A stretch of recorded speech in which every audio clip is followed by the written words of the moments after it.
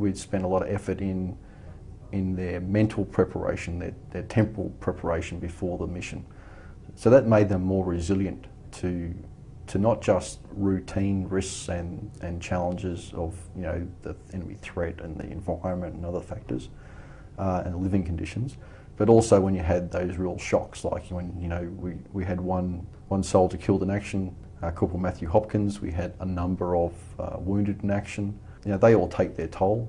We had there wasn't virtually a day that went by without some form of contact with the enemy on average throughout the whole tour, particularly in the first half of the tour as we were focused on clearing the Mlitary Valley.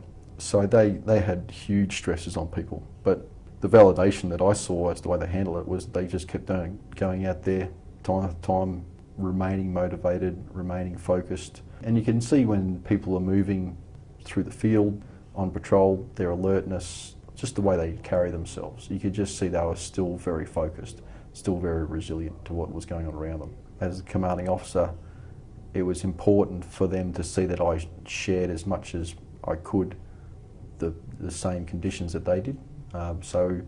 As much as practicable, I would be out amongst them in the AA on patrols or conducting other tasks with them, because it's a dangerous environment. We had, as I said, almost virtually a day didn't go by without some form of enemy contact. The IED threat remains high, as it always has been in that AA. They needed to see that I was just as willing to share those risks and challenges as I demanded of them on a far more routine basis. So that's important. I think that goes a long way. I think they also appreciated the fact that we never wavered from our mission. Our mission was clear, our mission was seen as achievable, and I think it was also appreciated, and I've had this feedback which has been the greatest validation of all subsequently, that soldiers always felt that all tasks that they were given were for a purpose, and that everything contributed to our overall mission.